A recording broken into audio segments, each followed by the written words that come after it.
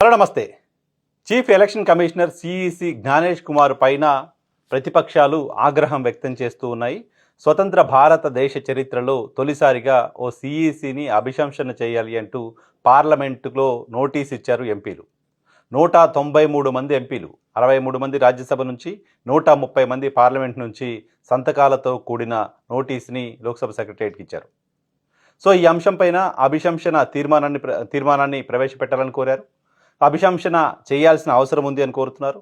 జ్ఞానేష్ కుమార్ ఎన్డీఏకి సంబంధించిన ఏజెంట్గా పనిచేస్తున్నారు. భారతీయ జనతా పార్టీకి లబ్ధి చేకూర్చడమే లక్ష్యంగా పనిచేస్తున్నారు అనేది ప్రధానంగా ఆయన పైన ప్రతిపక్షాలు చేస్తున్న విమర్శ, ప్రతిపక్షాలు చేస్తున్న ఆరోపణ. ఇప్పటికే సిఈసి బాధితులుగా మారిపోతున్నాం మేమంతా అంటూ పార్టీలు గగ్గోలు పెడుతూ ఉన్నాయి.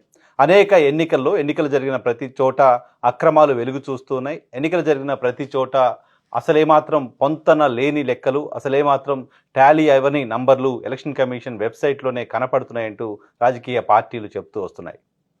ఆంధ్రప్రదేశ్ ఎన్నికలు కావచ్చు, మహారాష్ట్ర ఎన్నికలు కావచ్చు, అలాగే దేశంలో ఎక్కడ ఎన్నికలు జరిగినా ఎన్నికల జాబితా, ఓటర్ల జాబితా తయారీ దగ్గర నుంచి మొదలు పెడితే ఆ తర్వాత ఫలితాలు వచ్చిన తర్వాత నంబర్స్ దగ్గర నుంచి లెక్క పెడితే పోలింగ్ పర్సంటేజ్ కూడా మార్పు ఉండడం, పోలింగ్ పర్సంటేజ్లో కూడా అనూహ్య పెరుగుదల ఉండడం చూస్తున్నాం. ఈ నేపథ్యంలోనే ఎలక్షన్ కమిషన్ పైన పార్టీలు ఆగ్రహం వ్యక్తం చేస్తున్నాయి. ప్రధానంగా ప్రతిపక్ష పార్టీలను టార్గెట్ చేసి ఎలక్షన్ కమిషన్ పనిచేస్తుంది అంటూ ఆరోపణలు వస్తున్నాయి. ప్రధానంగా వెస్ట్ బెంగాల్ ఎన్నికలు జరుగుతున్న నేపథ్యంలో అక్కడ Mamata Banerjee versus election commission war చూస్తున్నాం. వెస్ట్ బెంగాల్లో సర్ పేరుతో భారీగా ఓట్ల తొలగింపు కుట్ర జరుగుతోంది అంటూ ఆమె ఆరోపణ చేస్తున్నారు. బీహార్లో కూడా అదే తరహాలో 60 లక్షలకు పైగా ఓట్లను తొలగించారు. ఇప్పుడు వెస్ట్ బెంగాల్లో ఓట్లు తొలగించే ప్రయత్నం చేస్తున్నారు. తమిళనాడులో అదే ప్రయత్నం చేస్తున్నారు. మరో 12 రాష్ట్రాల్లో కూడా సర్ పేరుతో ఓటర్ల జాబితా నుంచి అర్హులను తొలగించే ప్రయత్నం నేరుగా ఎలక్షన్ కమిషనే చేస్తుంది అనేది పార్టీలు చేస్తున్న ఆరోపణ. ఈ నోటీస్ పైన ఇండి కూటమికి దూరంగా ఉన్న ఆప్ కూడా సంతకాలు చేసింది. మరి కొంతమంది ఇండిపెండెంట్ సభ్యులు కూడా దీనిపైన సంతకాలు చేశారు. ఈ తీర్మానం కనుక అడ్మిట్ అవుతే పార్లమెంట్లో దీనిపైన చర్చ జరిగే అవకాశం ఉంటుంది. సో మొత్తం స్వతంత్ర భారతదేశంలో తొలిసారి సిఈసి పైన అభిశంసనకు సంబంధించిన చర్చ జరిగినట్లు అవుతుంది. ఎందుకు ఇంత అభ్యంతరాలు ఉన్నాయి రాజకీయ పార్టీలకి? నేను కూడా జర్నలిస్ట్ వైఎన్ఆర్ ఛానల్ ద్వారా అనేక సందర్భాల్లో సిఈసి చేసిన తప్పులను మీ దృష్టికి తీసుకొస్తూ వచ్చాను. సిఈసి తప్పులు చేసింది అనే దానికి కొన్ని నంబర్స్ కనపడుతున్నాయి. కొన్ని ఎన్నికల సందర్భంగా పోలింగ్ పర్సంటేజ్లు పెరుగుదలలో అనూహ్య మార్పులు కనపడుతున్నాయి. అంతేకాదు రాజకీయ పార్టీలు ఇంకా చాలా డీటెయిల్స్ చెప్తున్నాయి. ఆ డీటెయిల్స్ అన్నీ బయట నుంచి తీసుకొచ్చి చెప్తున్న డీటెయిల్స్ కాదు. ఎలక్షన్ కమిషన్ వెబ్సైట్లో ఎలక్షన్ కమిషన్ చెప్తున్న అంశాల ఆధారంగా చెప్తున్న వాస్తవాలే. ఇక మరికొన్ని విషయాలను కూడా గతంలో అనేక సందర్భాల్లో చెప్పినప్పటికీ ఇక్కడ మీ దృష్టికి తీసుకురాదలుచుకున్నాం. జ్ఞానేష్ కుమార్ పైన ప్రధానంగా పార్టీలకున్న అభ్యంతరాలు ఏంటి అంటే, ఎన్డీఏ పైన ప్రధానంగా పార్టీలకున్న అభ్యంతరాలు ఏంటి అంటే, భారతీయ జనతా పార్టీ పైన ప్రధానంగా పార్టీలకున్న అభ్యంతరాలు ఏంటి అంటే, ఎన్డీఏ అధికారంలోకి వచ్చిన తర్వాత సిఈసి నియామక ప్రక్రియను మార్చేసింది. గతంలో సిఈసిని లోక్సభలో ప్రతిపక్ష నేత, భారత ప్రధాన న్యాయమూర్తి, ప్రధానమంత్రి వీళ్ళ ముగ్గురితో కూడిన ప్యానెల్ కూర్చొని ఎవరు సిఈసిగా ఉండాలనేది డిసైడ్ చేసేది. కానీ ప్రస్తుతం ఎన్డీఏ సర్కారు మోదీ నేతృత్వంలో అధికారంలోకి వచ్చిన తర్వాత కొద్ది సంవత్సరాల క్రితం ఆ ప్రక్రియని మార్చింది. ప్రతిపక్ష నేతను సుప్రీంకోర్టు ప్రధాన న్యాయమూర్తిని దీని నుంచి తొలగించి ప్రతిపక్ష నేత, ప్రధానమంత్రి, ప్రభుత్వంలో సీనియర్ మంత్రి వీళ్ళ ముగ్గురు కమిటీ సిఈసిని నిర్ణయిస్తుంది అని చెప్పింది. సో అధికారంలో ఉన్న పార్టీ, ప్రధానమంత్రి ఏ కూటమికైతే సంబంధించిన వాడిగా ఉంటారో ఆ ప్రభుత్వంలో సీనియర్ మంత్రి కూడా ఆ కూటమికి సంబంధించిన వ్యక్తిగానే ఉంటారు. సో వాళ్ళిద్దరూ అనుకున్న తర్వాత ఇక ప్రతిపక్ష నేతకు సంబంధించిన పాత్ర ఆ కమిటీలో సిఈసి నియామకంలో ఏమాత్రం కూడా ఉండే పరిస్థితి ఉండదు, మెజారిటీ బై మైనారిటీ కాబట్టి. సో వాళ్ళిద్దరూ ప్రభుత్వమే సిఈసిని నామినేట్ చేస్తుంది అని ఒక కొత్త సంస్కరణను తీసుకొచ్చారు. సుప్రీంకోర్టు ప్రధాన న్యాయమూర్తిని ఈ ప్యానెల్ నుంచి ఎందుకు తొలగించారనే దానికి సంబంధించి సహేతుకమైన ఆన్సర్ని క్షణానికి కూడా ప్రభుత్వం చెప్పలేకపోయింది. దానితో పాటు ఎన్నికలు జరిగిన తరువాత ఎన్నికలకు సంబంధించిన డిజిటల్ డేటాని బహిరంగంగా ఉంచాల్సిన అవసరం లేదు, దాన్ని ఎవరికి ఇవ్వాల్సిన అవసరం లేదు.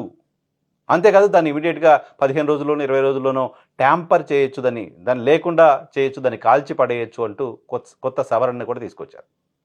ఇప్పుడు ఎన్నికలు పారదర్శకంగా నిర్వహించడం కోసమే మనము డిజిటల్గా అదంతా కూడా చిత్రీకరణ చేస్తూ ఉన్నాం. సీసీ కెమెరాస్ పెడుతున్నాం, వెబ్కాస్టింగ్ పెడుతున్నాం. ఆ డేటా పార్టీలు అడిగినప్పుడు ఇవ్వకపోతే మరి దానికి సంబంధించిన ఉపయోగం ఏంటి? ఫ్రీ అండ్ ఫెయిర్ ఎలక్షన్ జరుగుతుందని దేన్ని చూసి నమ్మాల్సిన అవసరం ఉంటుంది? ఆ డేటాలను ఇవ్వాల్సిన అవసరం లేదు అని ఎన్నికల కమిషన్ సంస్కరణలు తీసుకురావాల్సిన అవసరం ఏంటి? దీనికి కూడా సహేతుకమైన ఆన్సర్ ఎలక్షన్ కమిషన్ వైపు నుంచి కనపడలేదు. ఇక దాంతోపాటు మరొక ముఖ్యమైన అంశం, సిఈసి పైన ఆయన పైన ఏమైనా అభియోగాలు ఉంటే వాళ్ళు క్రిమినల్ ప్రొసీజర్ పరిధిలోకి రారు. వాళ్ళు ఏమైనా తప్పులు చేస్తే వాళ్ళు క్రిమినల్ ప్రొసీజర్ పరిధిలోకి రారు, వాళ్ళని విచారించడానికి సంబంధించిన వీలు లేదు అని వాళ్ళకి ఒక ప్రొటెక్షన్ తీసుకొచ్చింది కేంద్ర ప్రభుత్వం. సిఈసి ఏం తప్పు చేసినా ఆయన విచారించే అవకాశం ఉండదు, ఆయన విచారించకూడదు అని ఒక ప్రొటెక్షన్ని సిఈసికి ఇచ్చింది. ఆ అవసరం ఈ 75 ఏళ్ళుగా 78 ఏళ్ళుగా లేని అవసరం ఇప్పుడు ఎందుకు వచ్చింది అనే దానికి కూడా ఆన్సర్ లేదు.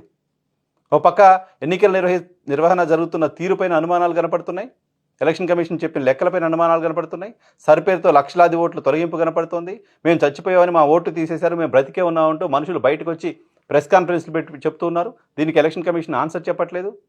తొలగించిన ఓటర్ల జాబితా మాకు ఇవ్వండి అంటూ సుప్రీంకోర్టుకి వెళ్ళి నెలల తరబడి పోరాటం చేయాల్సిన అవసరం ఉంది.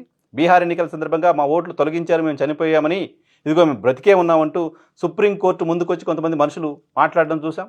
సో ఇటువంటి అనేక చిత్ర విచిత్రాలు ఎలక్షన్ కమిషన్ చేస్తూ ఉంది. ఇవన్నీ కూడా రాజకీయ పార్టీలకు, ప్రధానంగా సామాన్య ప్రజలకు కూడా ఎన్నికల కమిషన్ పైన నమ్మకం లేకుండా పోయింది. ప్రధానంగా జ్ఞానేష్ కుమార్ సిఈసి అయిన తరువాత ఎలక్షన్ కమిషన్కి సంబంధించిన ప్రతిష్ట మరింత దిగజారింది.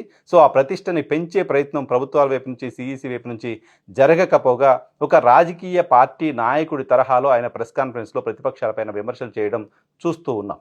ఈ నేపథ్యంలోనే ప్రతిపక్షాలు అన్నీ కలిసి పార్లమెంట్లో అభిశంసన నోటీస్ ఇచ్చాయి. సో దీనిపైన చర్చ జరిగి ఆయన తొలగించే ప్రక్రియ ఉంటుందని ఆశించలేం, కానీ చర్చ జరగడానికి సంబంధించిన అవకాశం మాత్రం ఉంది. చర్చే కనుక జరిగితే స్వతంత్ర భారతదేశ చరిత్రలో ఇటువంటి ఒక అపకీర్తిని మూటగట్టుకున్న సిఈసిగా జ్ఞానేష్ కుమార్ ఉండబోతున్నారు.